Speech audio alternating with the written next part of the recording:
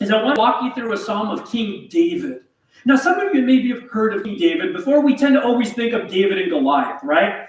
But the thing about David that I want you to remember is that when we read David's life, we see that there were many key points in which David was terrified.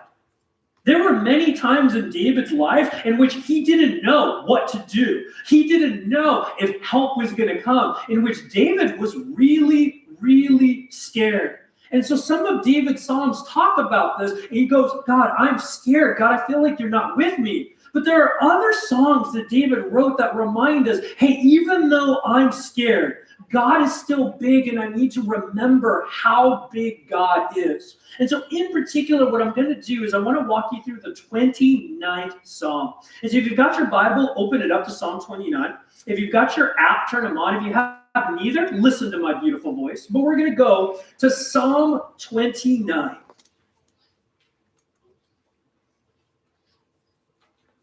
So let me start by reading the first two verses. David writes, ascribe to the Lord, you heavenly beings. Ascribe to the Lord glory and strength. Ascribe to the Lord the glory due his name. Worship the Lord in the splendor of his holiness. Now let's stop right there. That's using a lot of words we may not use in everyday language, right? You may not have at any point this weekend been like, ascribe to the Lord, ascribe to this, and that's okay. So that's what we're here to do together, is to kind of translate this. Basically, what David is saying is he's saying, hey, everyone. When it says heavenly beings, he's talking to all creation. So David is saying, hey, everyone. So let's put it for us. Hey, wildlife, listen to this. And then he uses the word glory. In the Bible, when you see the word glory, the purpose of it is to talk about that God is incredible. And so basically, David is inviting us. He's saying, hey, wildlife, God is pretty darn incredible. And then he's going to go on to kind of justify why he's saying that. Now, I know it's summer, and I don't want to give any of us the heebie-jeebies necessarily, but if you think about when they're teaching you to write in English class, I know. But please learn how to write. As you think about how to write, you start an essay with, this is what I'm talking about, and then you spend the rest of your essay going, and this is how I'm proving it. So that's what David is doing in the psalm. He's saying, hey, everyone, hey, wildlife, God is big. And now he's going to spend the rest of his song explaining why that's true. So look at what he says in verse 3. The voice of the Lord is over the waters. The God of glory thunders. The Lord thunders over the mighty waters. The voice of the Lord is powerful. The voice of the Lord is majestic. So let's stop right there. And so what David is doing is he's emphasizing that God is bigger than anything we might think is big. And he's painting this picture with God having what's called authority, meaning God is in charge of all of nature. Now, David, through the psalm, understands that we're not dealing with Disney nature. And so what I mean by that is if you watch a Disney movie, like if you watch like Beauty and the Beast, Snow White, any Disney cartoon that's dealing with nature, it always presents happy nature. It always presents like bunnies and birds with smiles, trees that seem happy and everything. No. We're not talking about Disney nature. We're talking about real nature. And those of you that have been in real nature, nature's trying to murder you. Nature is not to be messed with, right? Nature is to be respected. And so that's what David is talking about, is that nature has the power to destroy us, and God is over that. And he starts by talking about the water. Now think about the last time you were at the beach and just got wrecked by a wave. That hurts, right? That hurts, doesn't it? But David is taking that idea times 10. I don't know if you've ever watched any videos of like a tsunami or flooding or anything. If you've ever watched that, it's pretty terrifying how quick this water can destroy an entire city. Around the time that David wrote this, there were what's called pagan nations, meaning nations that didn't believe in God, that believed that water was so destructive because that was where the gods fought. That was the arena of the gods. And so David is saying that God is bigger than all of that. But what I love is the picture he uses. It's that it's not God's fist. It's not God's boot. It's not God's muscle. It's God's voice. All God needs to do is say, stop. In fact, some of you might remember that Jesus once woke up, walked out to the boat in a raging storm and said, stop. And it stopped. So that's the picture that David is painting. Look at how he continues. Verse 3, the voice of the Lord breaks the cedars. The Lord breaks in pieces the cedars of Lebanon. He makes Lebanon leap like a calf and Syrian like a wild ox. How many of you have ever seen a picture or even been to the redwoods in Northern California? How many of you have ever seen Return of the Jedi? Endor. Okay, that's probably a better thing. So they filmed that in the redwood trees in Northern California. So when he's talking about these cedars of Lebanon, he's talking about these really giant, powerful trees. I drove through the redwood once years ago, and it's amazing how big, how wide. They're so powerful that we just built cities around them. We can't really go through them as you sit there. And so again, David is showing God's strength, that God's voice destroys these powerful trees. But not only that, he talks about Syrian and Lebanon. You're like, well, what's he talking about? He's talking about a mountain range. And so if we live in a valley, whether you live in Simi, Santa Clarita, or the San Fernando Valley, that means we're surrounded by mountains. Mountains are considered immovable, so to speak. But to move them requires a lot of power and force, like an earthquake or something like that. So David is saying God's voice can take these mountain ranges and shake them like they're nothing. And then he goes on. Verse 7, the voice of the Lord strikes with flashes of lightning. The voice of the Lord shakes the desert. The Lord shakes the desert of Kadesh. The voice of the Lord twists the oaks and strips the forest bare. And in his temple, all cry glory. Now, we talked about what glory means, right? How many of you, so let's talk about the lightning thing. How many of you have ever experienced any type of storm outside of California? If you've ever been to another state and experienced especially a thunderstorm, you learned a very important truth. That what we call rain and a storm in California is a lie. Because here in California, it may thunder a little bit, it may drizzle a little bit, and we lose our minds. Because we are a very dry state and don't know what water from the sky means.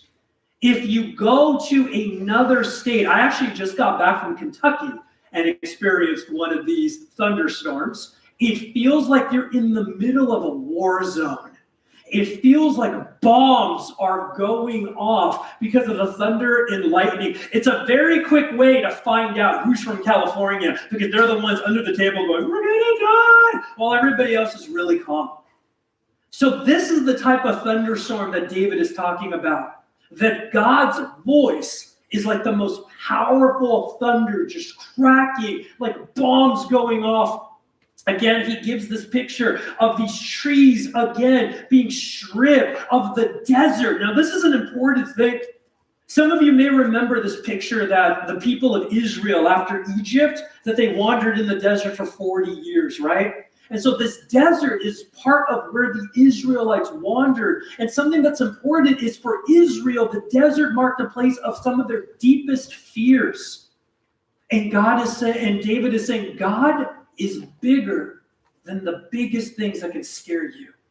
And then he says, in his temple, everyone went glory. So in California, we kind of use the term awesome a lot, right?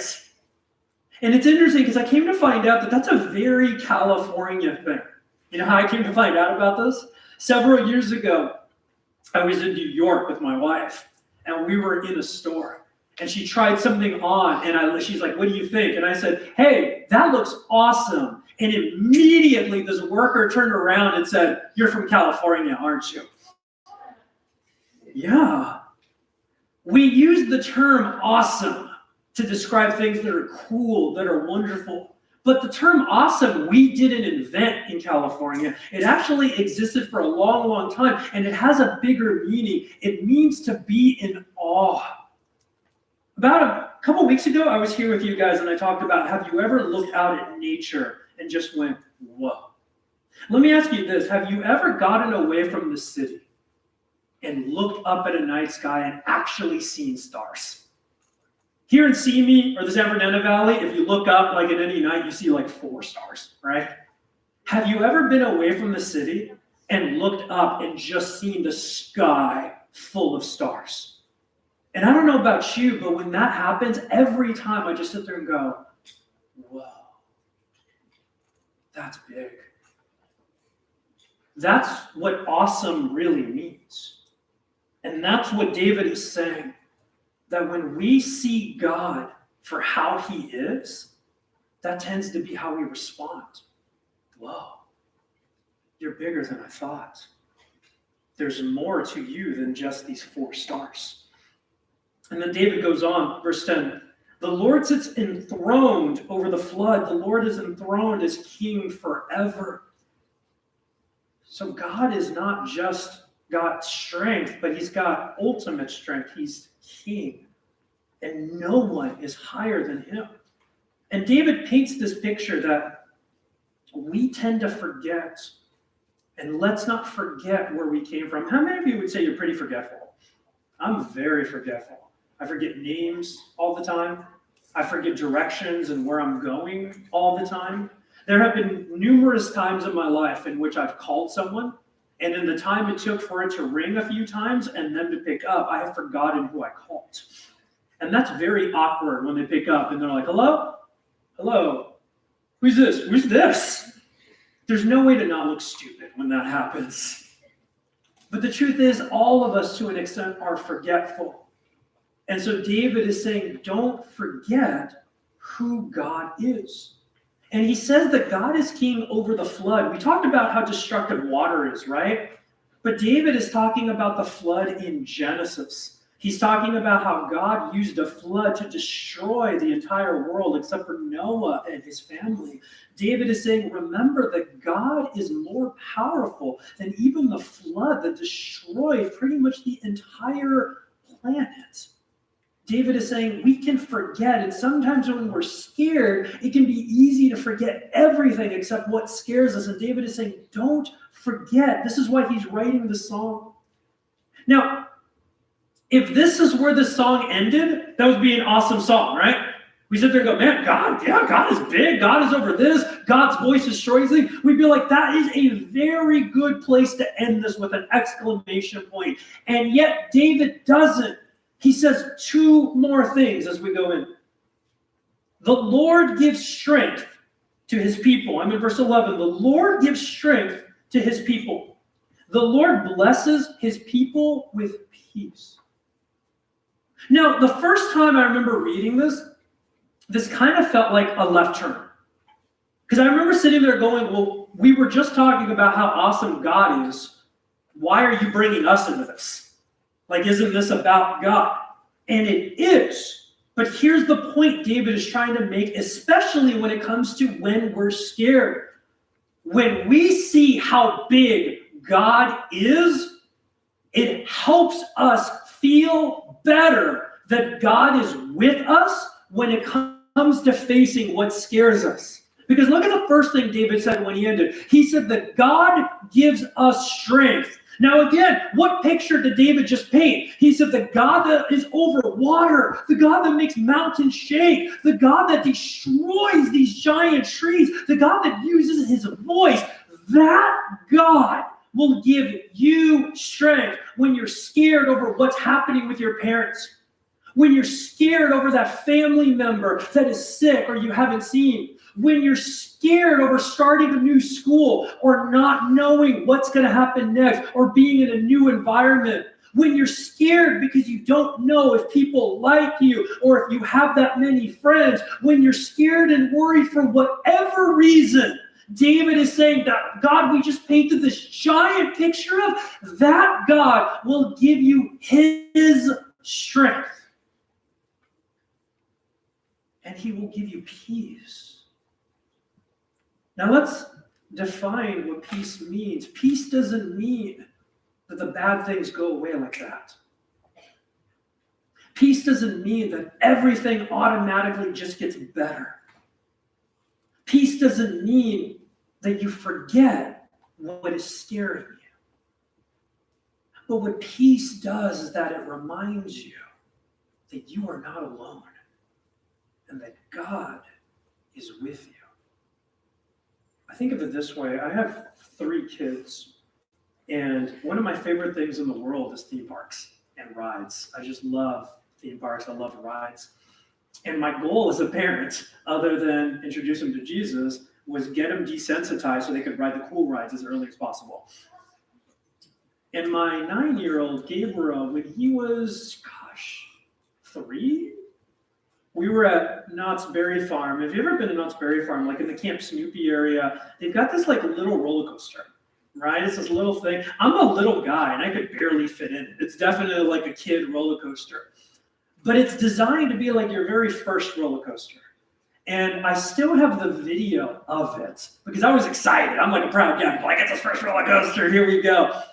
And when we start going, you kind of see it hits these little like bumps. And it's the first time he's ever experienced it. And you see his face and his eye go, what the heck? But in the video, what's really interesting is the very first thing he does is he turns and he looks at me. And he sees my face, that I'm not scared, that I'm smiling and I'm laughing. And then immediately he turns back and he starts smiling. And throughout this video, this is like a 30-second video, Gabriel keeps doing that. He looks to me and then he says, okay. And he's going to come back. He's like, it's going to be okay. It's going to be okay. And I've seen that with my daughter. I've seen that with my youngest son. And I've seen that not just in rides. I've seen that at times when they're scared, they grab my hand.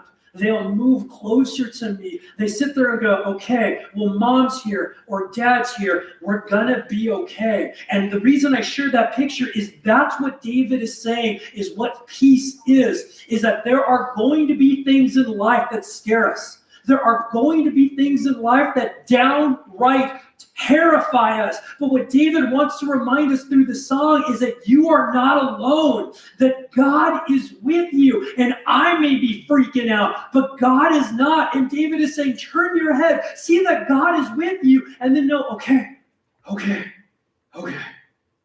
God's got this even if I don't. God's got this even if I don't. God's got this even if I don't. And that's what peace is. One of the scariest feelings in the world is feeling like you're all alone. God has promised that you will never be alone because you live in his heart. He lives in your heart. And he's big. So wildlife, it's okay that we get scared. There are always going to be things that scare us. But why Psalm 29 is my personal favorite psalm is I love how it reminds me not just how big God is, but that big God brings me strength and brings me peace. And so I'm going to invite the worship team to come on out. We're going to go ahead and close with one last song. And just like these psalms, they're meant to be like these declarations. They're meant to be ways of saying that this is who God is. This is what's true. So are the songs that we sing. If you've ever paid attention to the words of the worship music that we pick, the words are all different, but they're all saying the same thing. God is real, God is incredible, and God is with us. And so as we go into this time of worship, that's what we're going to say through the song. God is real, God is incredible, and God is with us no matter what's happening in our life. Let's pray. Jesus, thank you that you're bigger than all of our fears. Thank you that, you're the voice over the waters, over the trees, over the mountains, over the desert, over all of creation. Thank you that you give us strength and you give us peace. And I want to pray for anybody in wildlife right now that is scared. For whatever reason. Maybe they're scared because of something going on at home. Maybe they're scared because they're starting something new, like a new school, or they're new to Baba. Maybe they're scared because they're worried for someone, a friend or a relative. Maybe they're scared for a multitude of other reasons. And it's okay, because we can be honest about being afraid. That's not a sin. But we also thank you that you're bigger than that. That you're bigger than our fears.